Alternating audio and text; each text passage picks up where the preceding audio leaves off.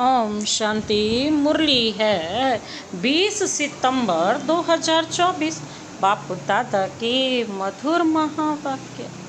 मीठे बच्चे, तुम्हें बाप समान खुदाई खिदमतगार बनना है। संगम पर बाप आते हैं तुम बच्चों की खिदमत सेवा करने। मीठे बच्चे, तुम्हें बाप समान खुदाई खिदमतगार बनना है। संगम पर बाप आते हैं तुम बच्चों की खिदमत करने, सेवा करने।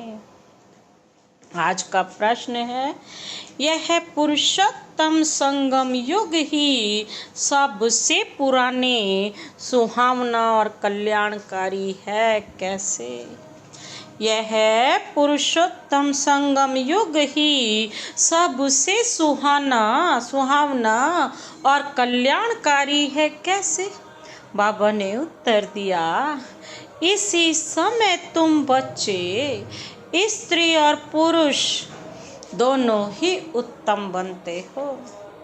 यह संगम युग है ही कलयुग अंत और सतयुग आदि के बीच का समय।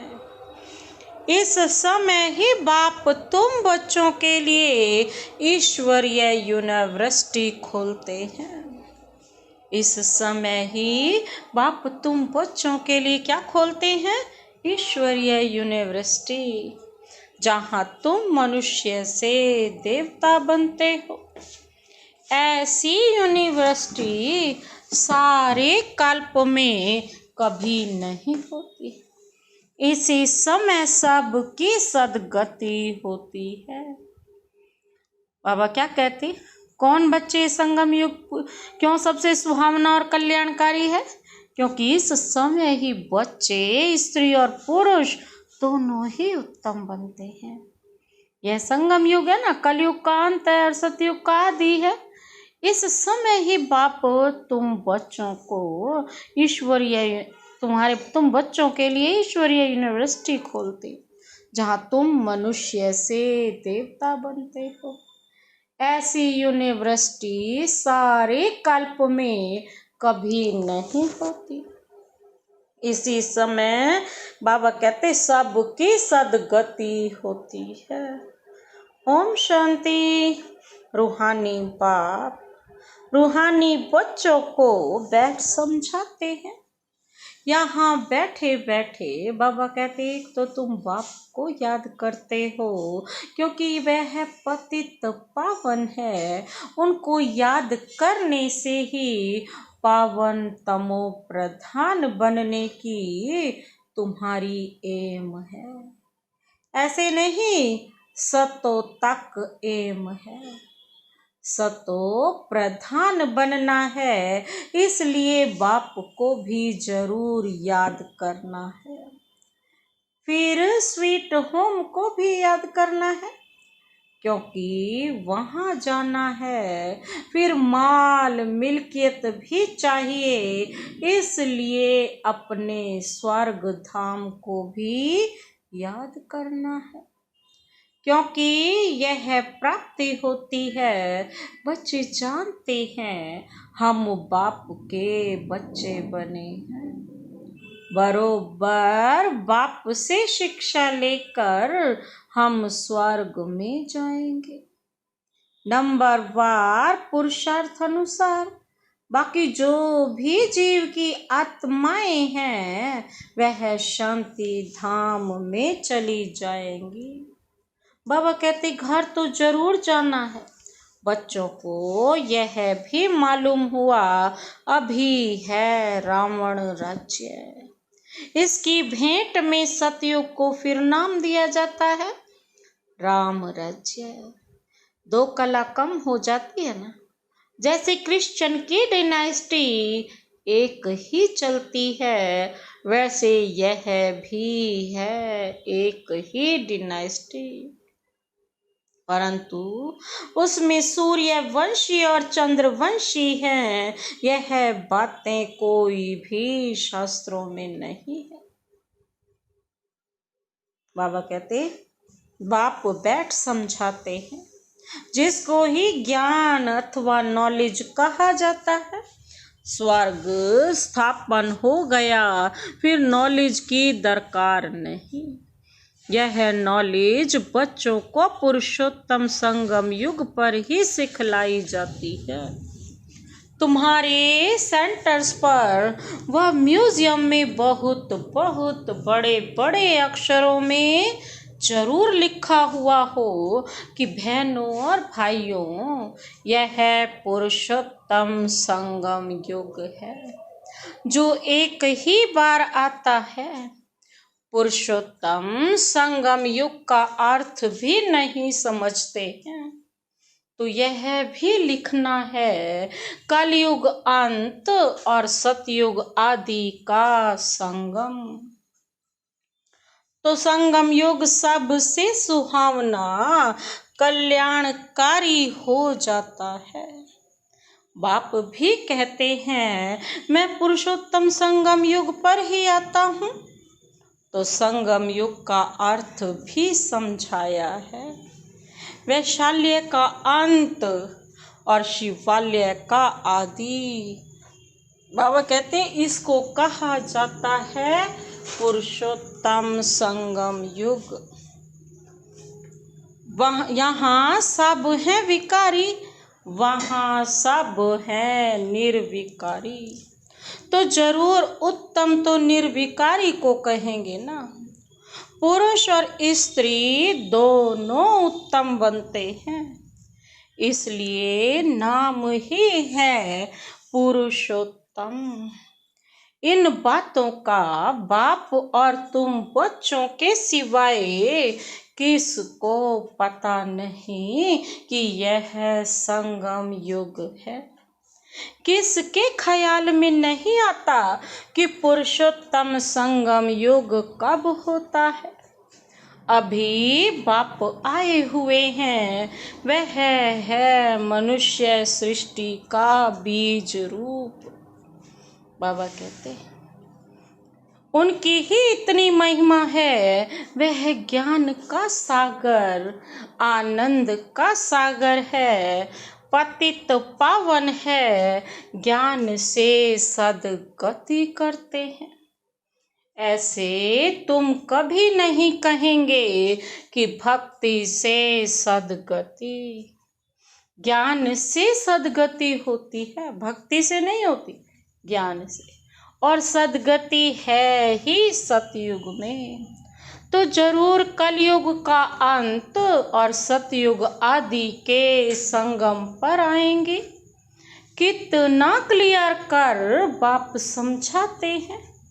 नए भी आते हैं, हूबहू जैसे कलप कलप आए हैं।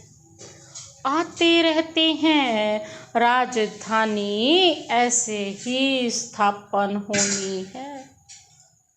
तुम बच्चों को मालूम है, हम खुदाई खिदमतगार सच्चे सच्चे ठहरे।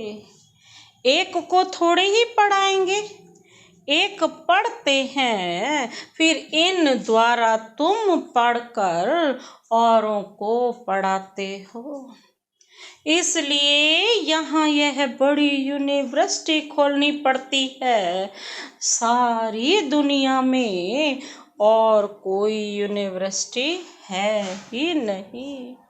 ना कोई दुनिया में जानता है कि ईश्वरीय यूनिवर्सिटी भी होती है। अभी तुम बच्चे जानते हो, गीता का भगवान शिव आकर यह यूनिवर्सिटी खोलते हैं। नई दुनिया का मालिक देवी देवता बनाते हैं। इस समय आत्मा जो सतमो प्रधान बन गई है, बाबा फिर आकर उसको ही सतो प्रधान बनाते हैं।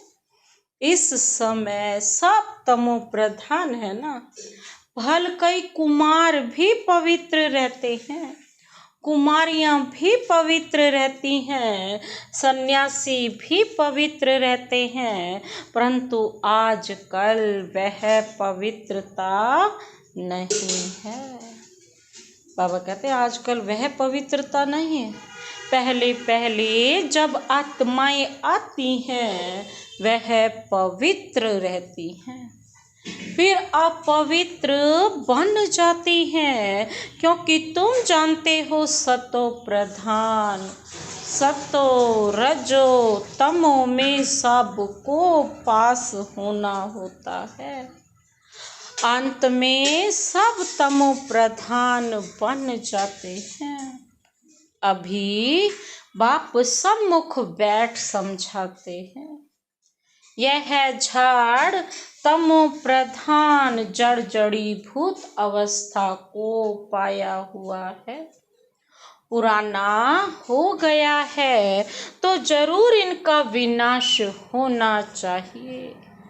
यह है वैरायटी धर्मों का झाड़। इसलिए कहते हैं विराट लीला। कितना बड़ा बेहद का झाड़ है।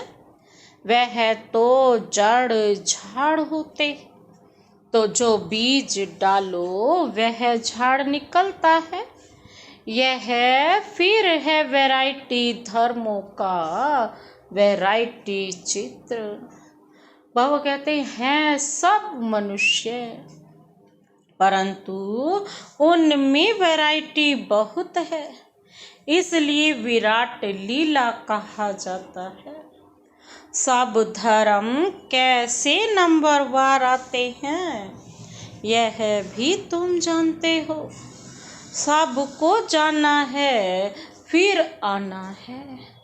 यह ड्रामा बना हुआ है भी कुदरती ड्रामा। कुदरत यह है जो इतनी छोटी सी आत्मा अथवा परम आत्मा में कितना पार्ट भरा हुआ है। परम आत्मा को मिलाकर क्या कहा जाता है? परमात्मा। तुम उनको बाबा कहते हो क्योंकि सभी आत्माओं का वह सुप्रीम बाप है ना।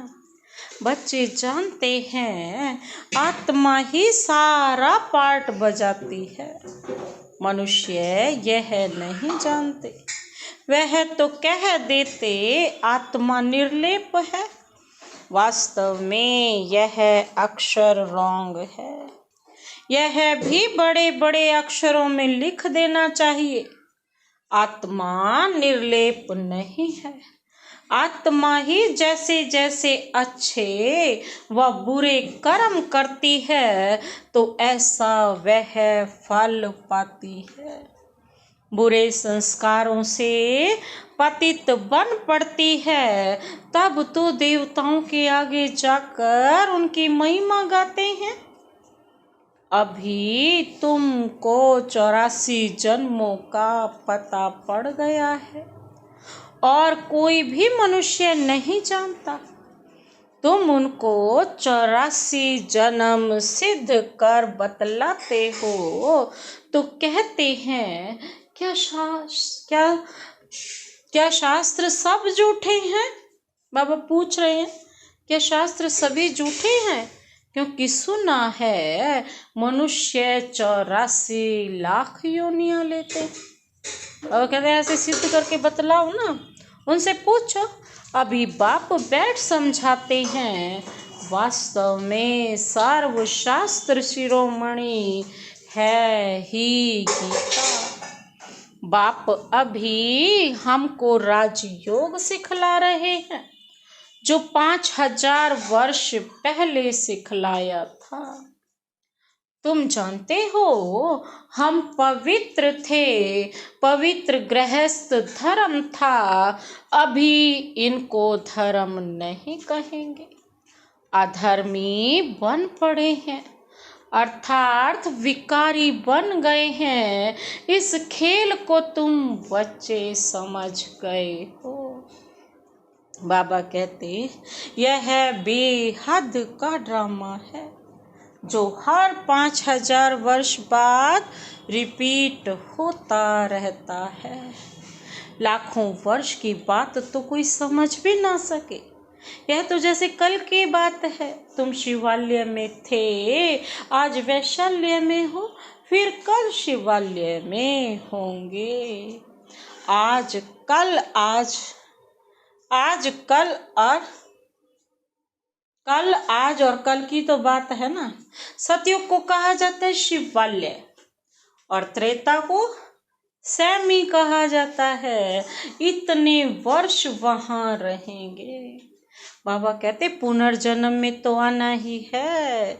इनको कहा जाता है रावण राज्य।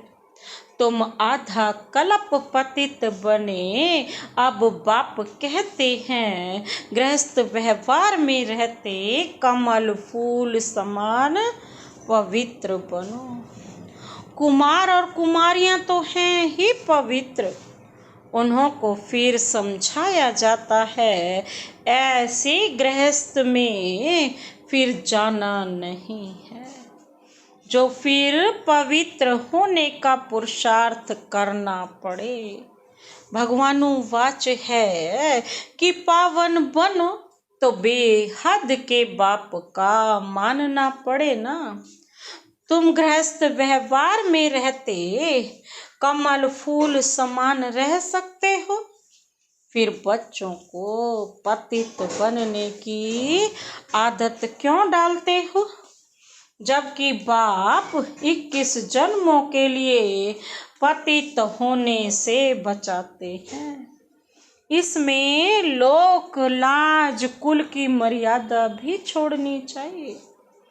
छोड़नी पड़े, क्योंकि यह है बेहद की बात। बैचलर्स अर्थात कुमार जो हैं तो सब धर्मों में बहुत रहते हैं, परंतु सेफ्टी से रहना जरा मुश्किल होता है। फिर भी रावण राज्य में रहते हैं ना। विलायत में भी ऐसे बहुत मनुष्य शादी नहीं करते, फिर पिछाड़ी में कर लेते हैं। कंपेनियनशिप के लिए क्रिमिनलाइज नहीं करते, वो ऐसे भी दुनिया में बहुत होते हैं। पूरी संभाल करते हैं, फिर जब मरते हैं तो कुछ उनको देख कर जाते हैं, कुछ धर्माऊ लगा देते हैं, ट्रस्ट बना कर जाते हैं। विलायत में भी बड़े बड़े ट्रस्ट होते हैं जो फिर यहाँ भी मदद करते हैं। यहाँ ऐसा ट्रस्ट नहीं होगा जो विलायत को भी मदद करे।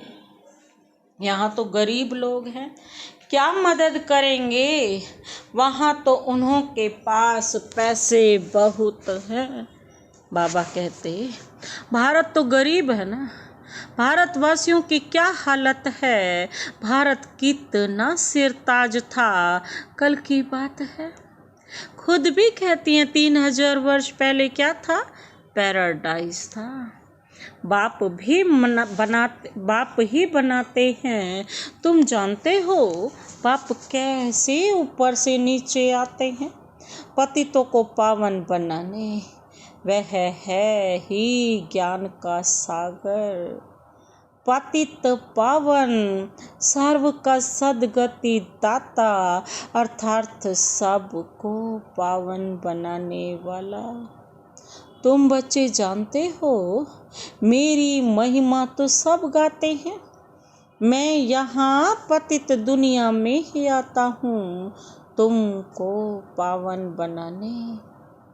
तुम पावन बन जाते हो तो फिर पहले पहले पावन दुनिया में आते हो, बहुत सुख उठाते हो, फिर रावण राज्य में गिरते हो।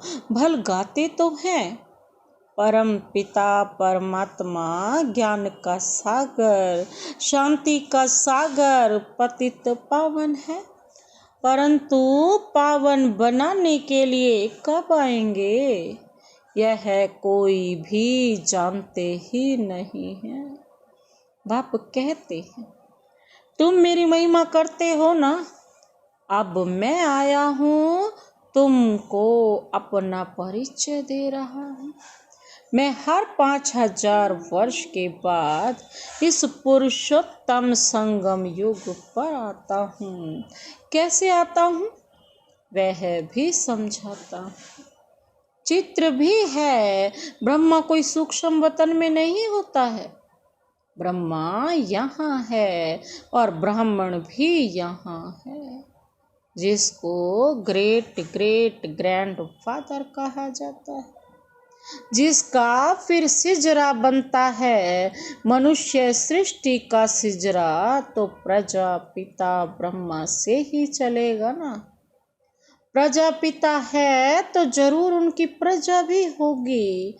कुख वंशावली तो हो ना सके, जरूर एडॉप्टेड होंगे ना। ग्रेट ग्रेट ग्रैंड फादर है तो जरूर एडॉप्ट किया होगा ना। तुम सब एडॉप्टेड बच्चे हो, बाबा ने सबको गोद लिया है।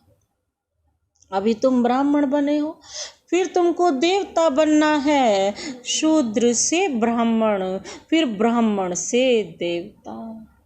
बाबा कहते यह बाजोली का खेल है, विराट रूप का भी चित्र है ना। वहाँ से सबको यहाँ आना है जरूर। जब सब आ जाते हैं फिर क्रिएटर भी आ जाते हैं, आते हैं। वह क्रिएटर डायरेक्टर है, एक्ट भी करते हैं।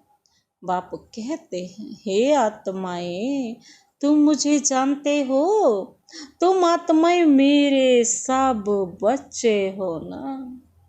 तुमने पहले सतयुग में शरीर धारी बन कितना अच्छा सुख का पार्ट बजाया, फिर 84 जन्म बाद तुम कितना दुख में आ गए हो।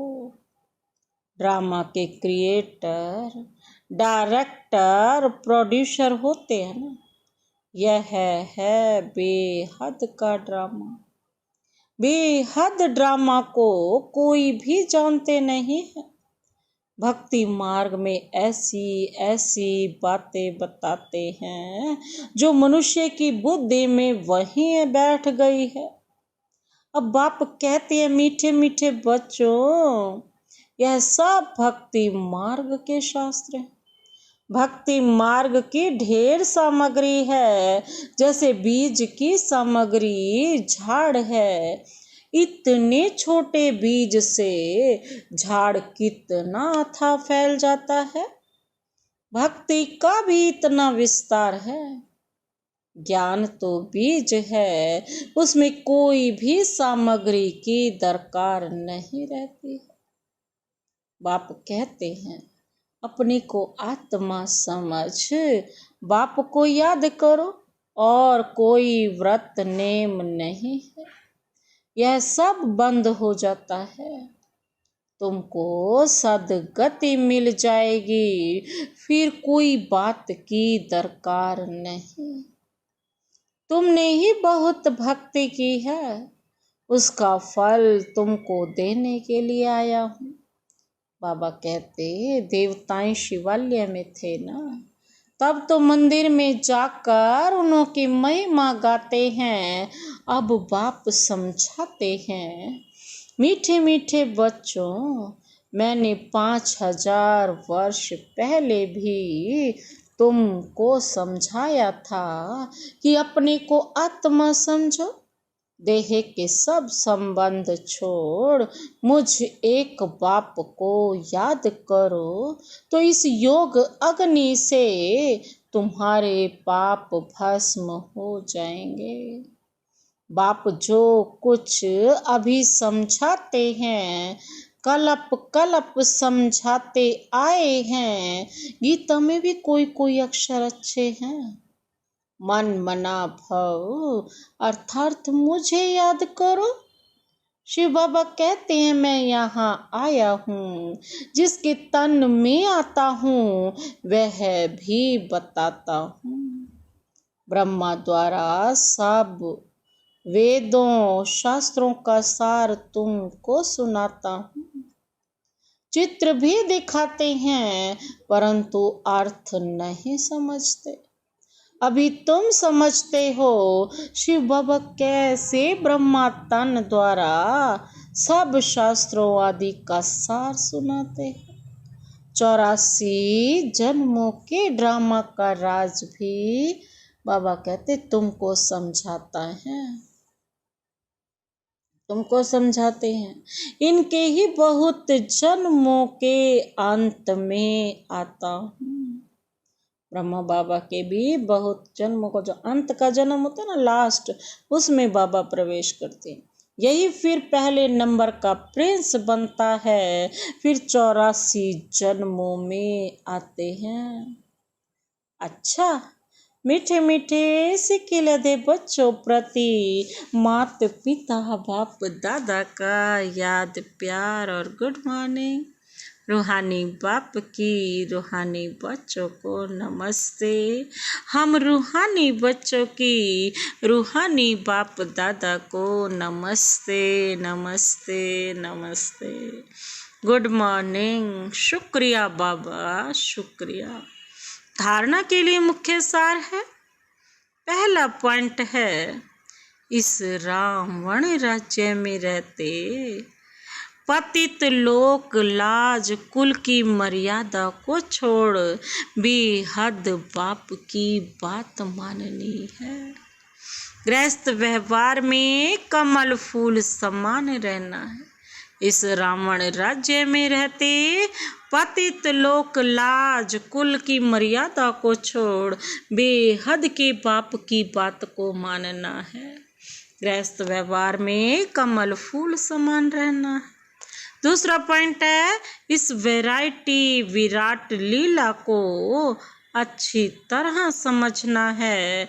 इसमें पार्ट बजाने वाली आत्मा निर्लेप नहीं, अच्छे बुरे कर्म करती और उसका फल पाती है। इस राज को समझकर श्रेष्ठ कर्म करने हैं। इस वैरायटी विराट लीला को अच्छी तरह समझना है। इसमें पार्ट बजाने वाली आत्मा निर्लेप नहीं, अच्छे बुरे कर्म करती और उसका फल पाती है। इस राज को समझकर श्रेष्ठ कर्म करने हैं। आज का वरदान, वरदानी हाथ सदा अपने सिर पर अनुभव करते हुए यह वरदान अपने में समाते हैं।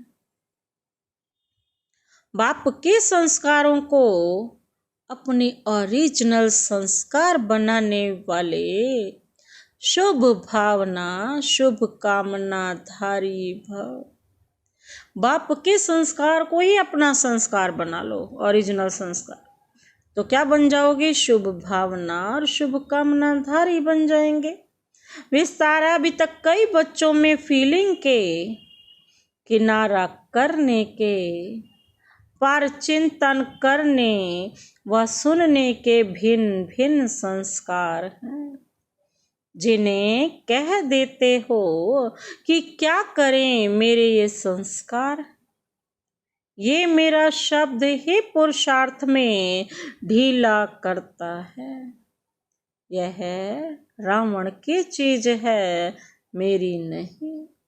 लेकिन जो बाप के संस्कार हैं वही ब्राह्मणों के ओरिजिनल संस्कार हैं। यह संस्कार हैं विश्व कल्याणकारी, शुभ चिंतन धारी, ये सब के प्रति शुभ भावना शुभ कामना धारी। ये संस्कार हैं ओरिजिनल। कौन कौन से? विश्व कल्याणकारी, शुभ चिंतन धारी, शुभ भावना शुभ कामना धारी। आज का स्लोगन है, जिन्हें समर्थी है वही सर्व शक्तियों के खजाने का अधिकारी है। जिनमें समर्थी है वही सर्व शक्तियों के खजानों का अधिकारी है। अच्छा, ओम शांति।